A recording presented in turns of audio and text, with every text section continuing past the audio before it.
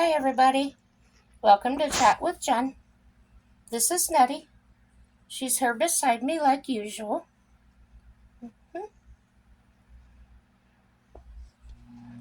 So I thought I'd show you her beautiful face before you look at my swollen face. Yeah. So, I'll show you my leg. Healing up. Healing up pretty good. I haven't even taken Tylenol today. I did take some. Was it Friday? Yeah, I took some Friday. Today's Sunday. 2 o'clock in the morning I woke up. So, yeah. Didn't take any Tylenol Saturday. Still some discomfort. At times it does get very painful.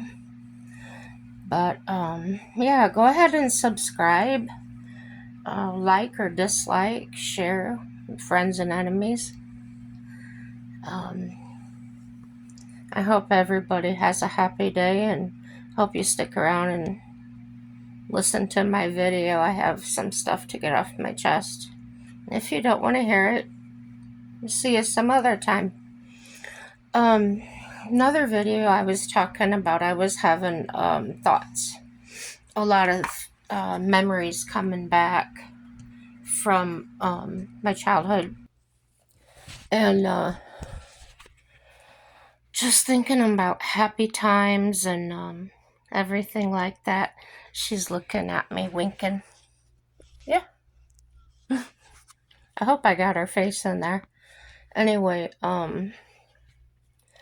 last couple of days, well, kind of started Friday night and kind of in and out Saturday on and off. The depression. When depression hits me, it feels a wave, like a wave from the ocean coming up before me and crashing down on top of me. And then how a wave from the ocean would make you feel wet. That would be my depression. I just feel bad all day. Or for a few hours or for 15 minutes. It's random. So, I wanted to sort those thoughts out and why I was having them a little bit. I'm going to see my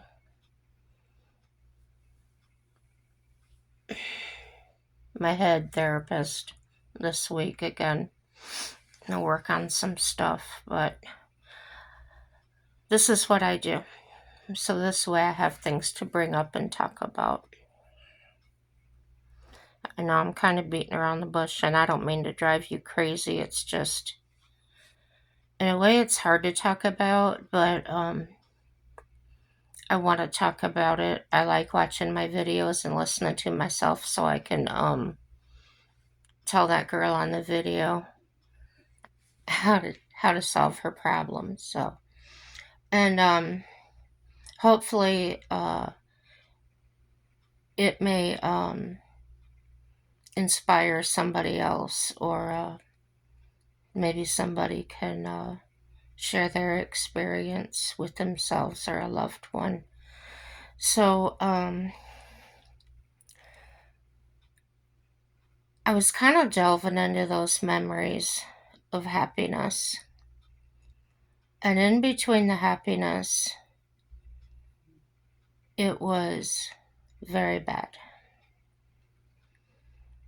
So it was amazing that I just had the happy thoughts. That was a huge thing for me.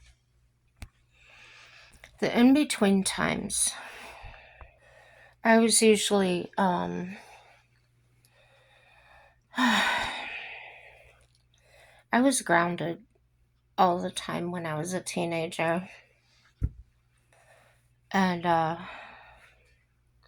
I'm telling you the truth when I tell you that I was a very good teenager. I wasn't rebellious. None of that. I helped. I cleaned. I did everything I could possibly do. And see, it felt like no matter what I did, um, it was never enough. It wasn't ever acknowledged. It was just expected. Um, Siblings were also told to, but no consequences if they didn't. I was always punished by my mother. Um, Dad worked all the time. Dad wasn't one for punishment. He would just sit down and talk about it. And yeah.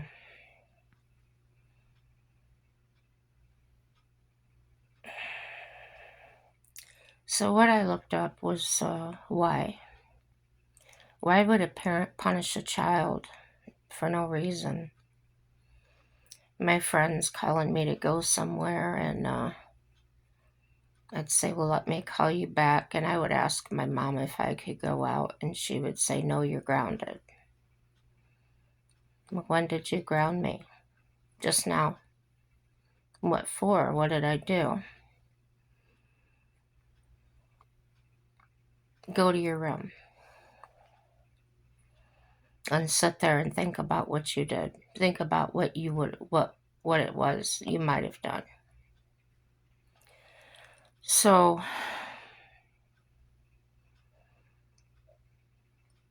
on top of that, she would always tell me, when you're 18, you're out of my house. She threw me out at 16. She threw me out at the first time she ever threw me out. It's not funny, but I laugh about it. I guess that's how I deal with it.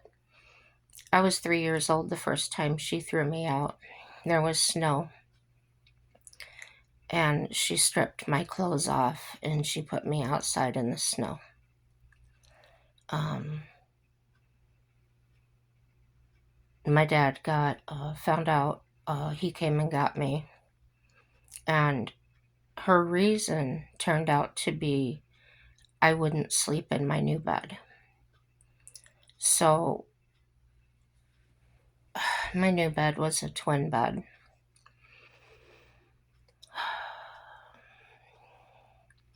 The way I'm dealing with those things, especially that particular event, I don't remember the details of it. I remember being put outside. I remember trying to get the door open, but I could never remember why until one of the conversations my dad and I were having, and I asked him if he knew anything about that, and he got very upset. And this was in my 40s. We were talking about it, and he was still very upset about it.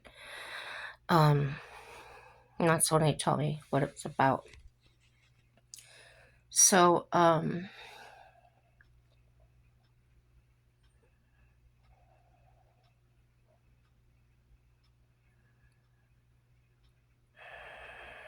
not really feeling anything right now as far as upset.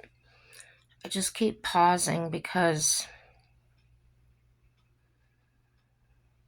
reliving it, or not reliving it, remembering it now as an adult, as 53 years old, I could not imagine ever treating a child that way. So, the way I deal with it,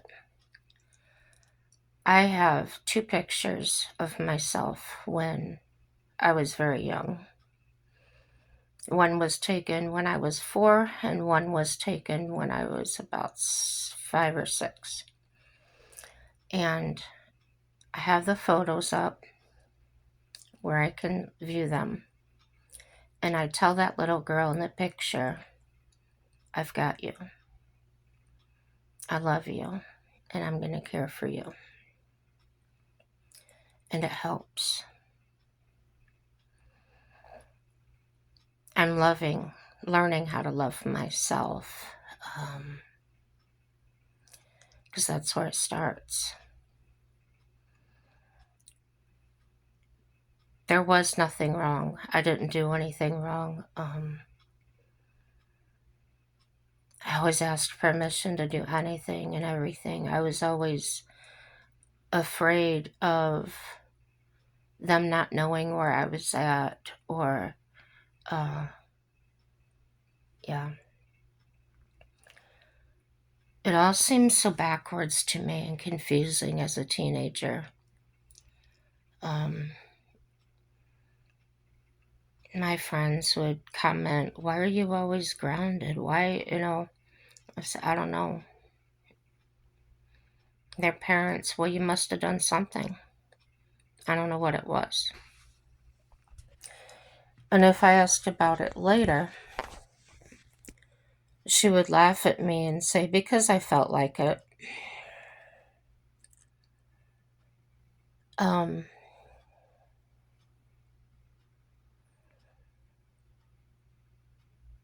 I've often thought the difference between the way she treated me and my siblings was I look like my dad, they look like her. Um,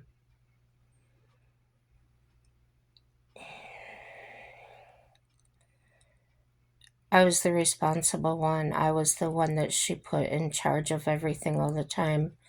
I would say, in a way, putting me into her mother role, and then getting angry with me, saying I was taking over, trying to take over, and that did continue, even up until the time that I went no contact.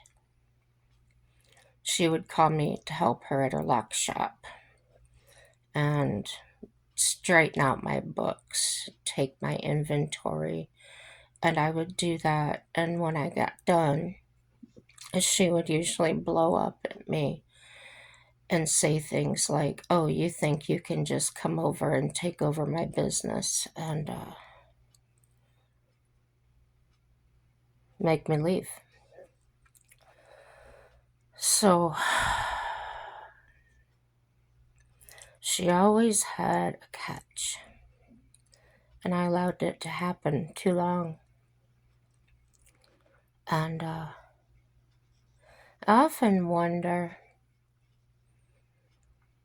does my does my mind, my subconscious, just remember those things that I'm not really thinking about, but it's back there in my mind?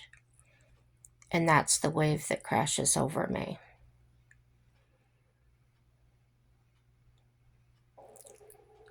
I wonder, was she jealous? Did she think that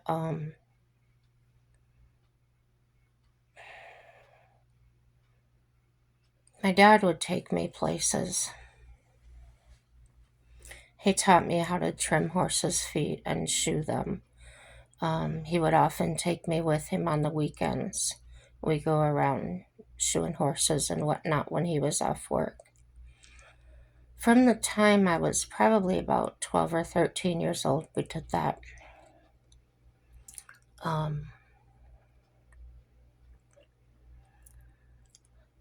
that is probably the time she really started getting nasty towards me.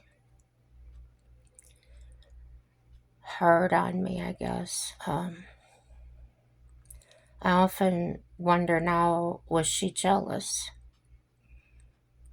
that Dad and I talked and got along, and my sister and brother really, I found out later, he didn't like them. Loved them because they were his kids, but he didn't like them very much. He told me I was always respectful, and he even told me at times, "If your mother hits you, I want to know about it." My aunt told me about 2 years ago, she was 51. She finally broke down and told me that when I was about 6, 7 years old, her and my grandmother that was my dad's mom, even thought about filing and taking me from my mother. And I looked at her and I said, honestly, I wish you would have. I had an aunt and uncle that lived in Minnesota, and I remember my mom talking to them and trying to pawn me off on them, um, telling them lies, telling them that I was trouble, and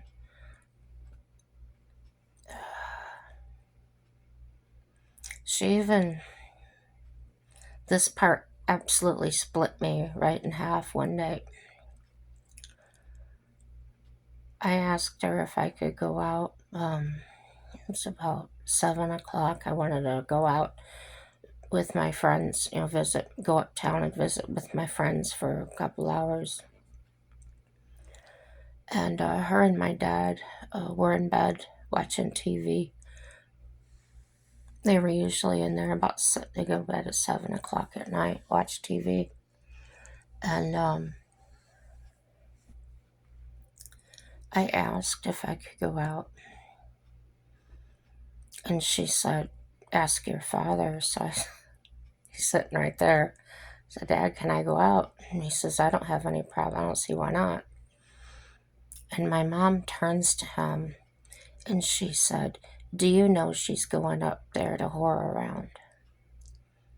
And he said, what are you talking about? Well, she's on birth control now and she goes up there and she's acting like a slut. That hurt. My eyes started stinging. My cheeks got burning. Because it absolutely was the furthest thing from the truth. And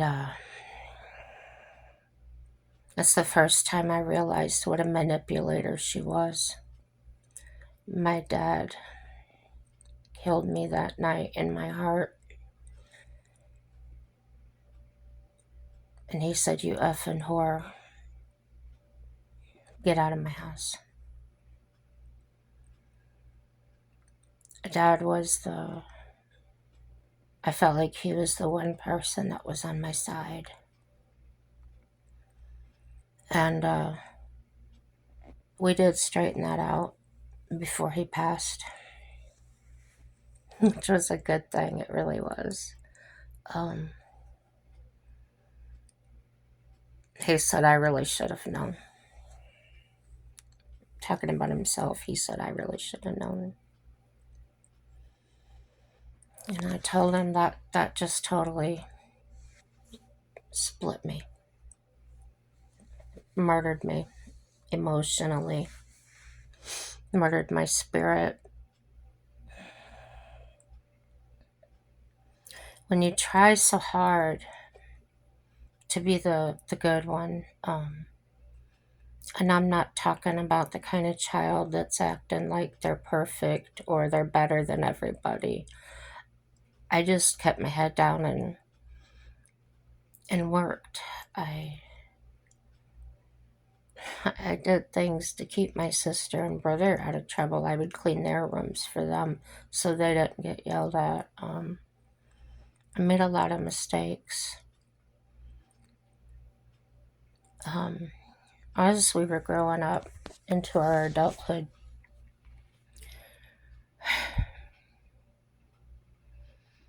they would ask me questions they when they had a problem. Not my sister so much, but my brother and my mother. For instance, they would say, why do you think so and so acts this way? That's an example. And I would say, well, my opinion is they had a bad childhood or what, basically the way I talk here. And my cat's trying to get in the door. Oh, she got it. So,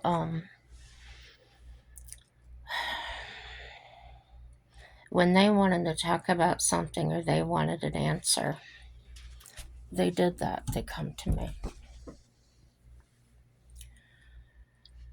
Well, when they were on the other side of it, when they wanted to push me away, they might ask me a question or say something to me, and I could ask, well, why would you say that? Um, where did you get that idea from?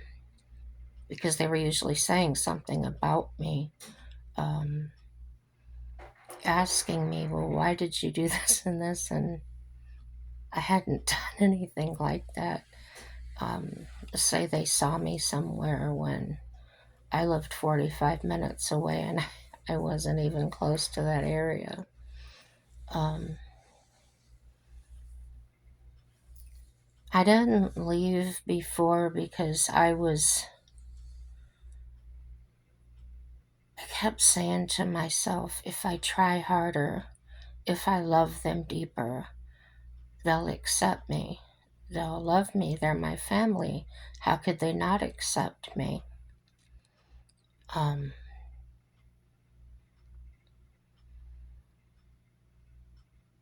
I didn't really have a lot of people to go around because whoever I made friends with, um, if they met them, things would usually turn sour with the friendship.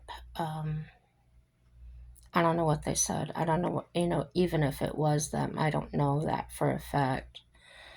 But it was just a coincidence that as soon as my friend or, whatever, a guy I was dating, if they were introduced to them, we were over there for the 4th of July or something. Within a week or two, the relationship would end without any reason. So, it took me a long time, you guys, to catch.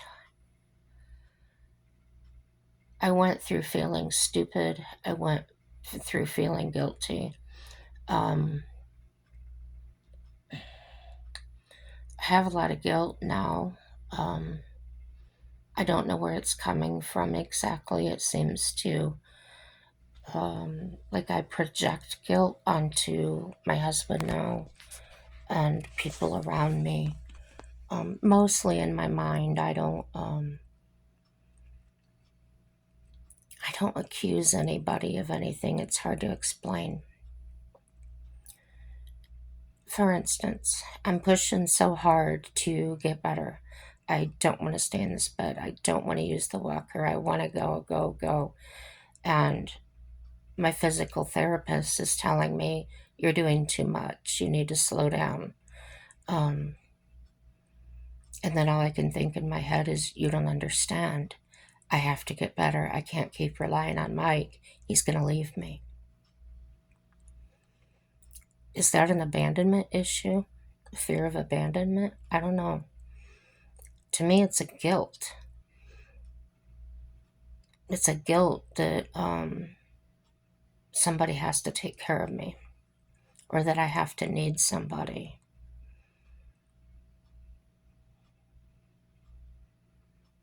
Because when I did need somebody, I just told you how I was treated.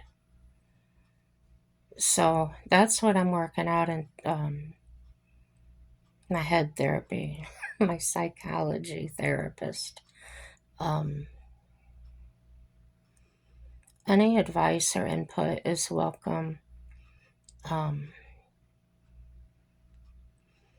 it has been suggested that I join group therapy.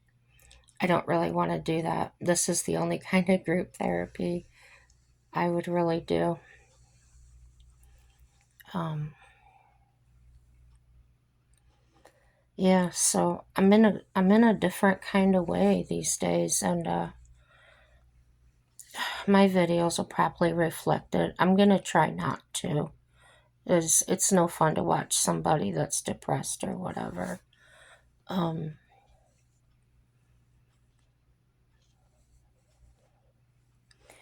I don't really have low self-esteem.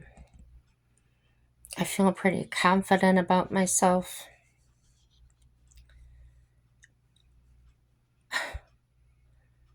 I worry about worrying.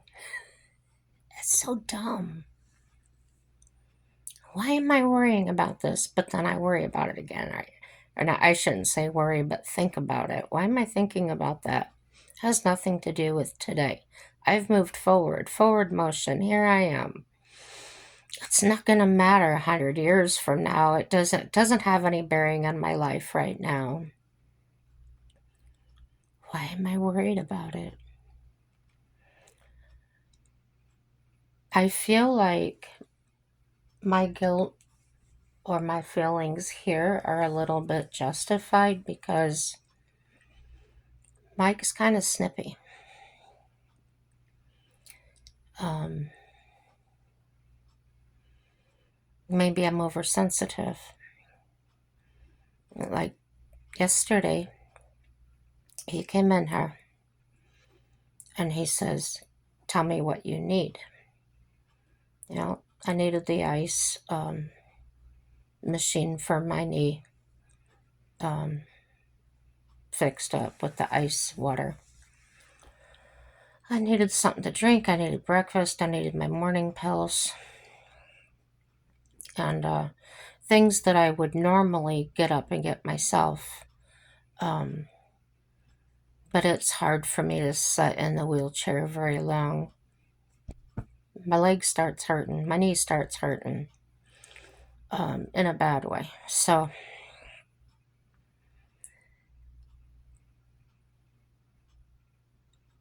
he said, just tell me everything you need now so that you're not calling me back in here every 5 minutes. And I just take it in a bad way, and I shouldn't. To me, when I think about logically, he was just trying to make sure that I had everything. But then as I'm sitting here watching TV or I'm playing on my tablet, that thought creeps up in me and says, he doesn't want to listen. He doesn't want to deal with you. He doesn't want to deal with you and your crap. He doesn't want to he's inconvenienced.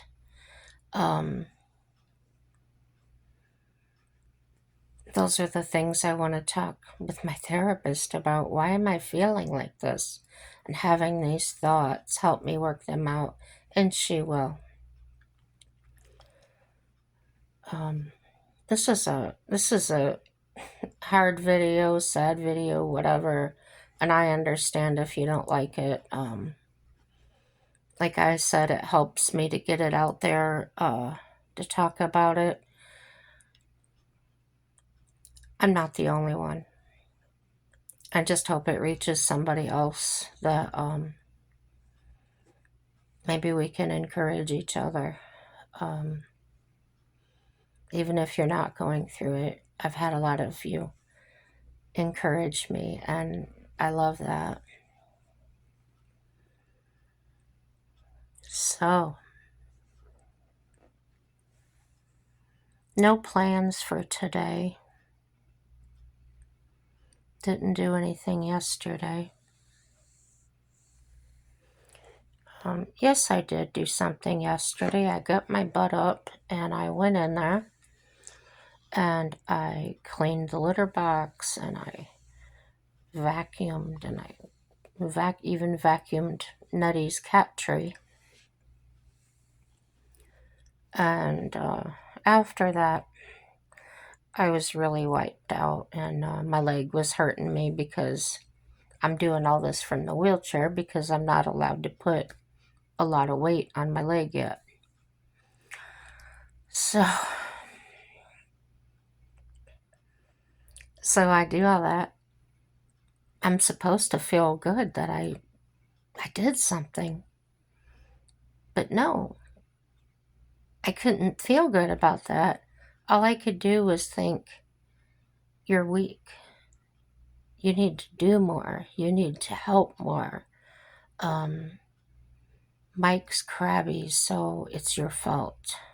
There's the guilt.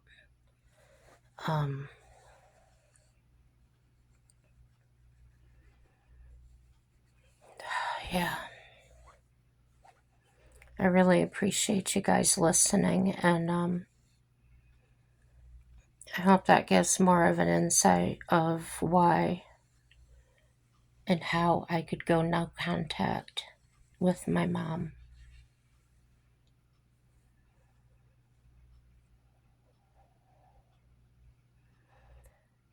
I think about her once in a while.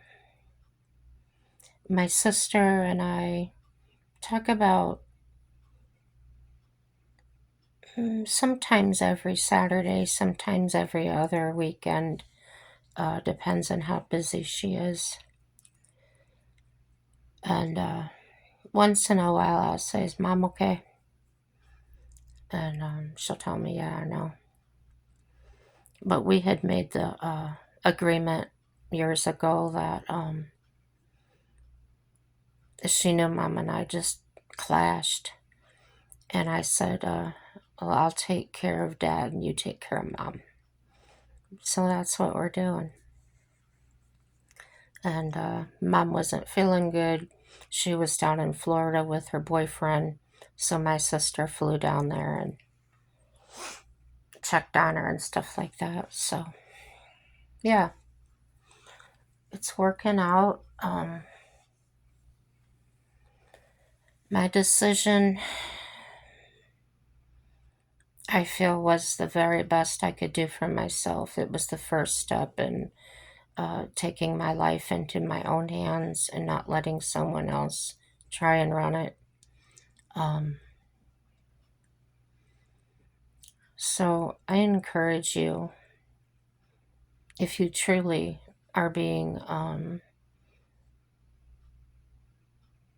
put in a place that's very dark and you're not appreciated or cared about, um, if you're an empath like me, an empath meaning um, you feel other people's suffering or happiness or whatever, you can just easily pick up on their moods and where they're at.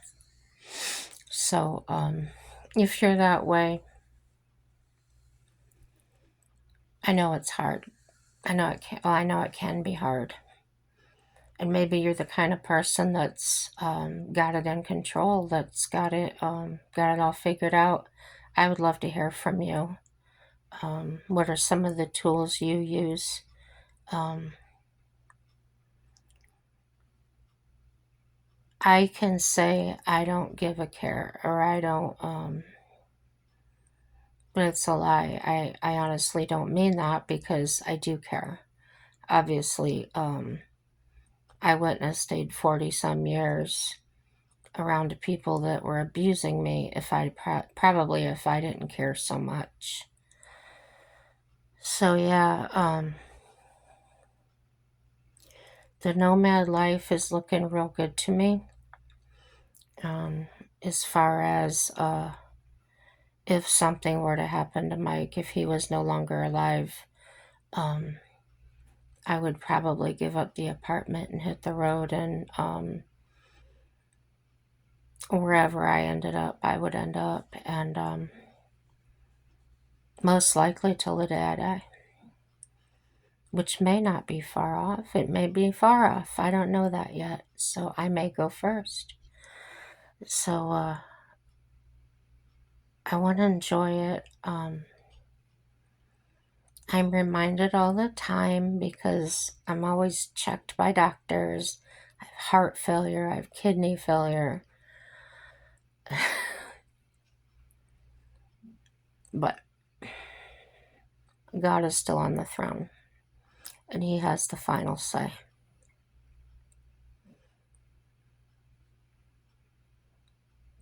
I don't have to listen to people. Well, I listen to them, I hear them, but I don't have to accept it, right? So, yeah, no, I'm starting to feel better already just talking to you guys. Thanks for listening, and no matter what happens, everything will work out for our good. You'll see. Happy day.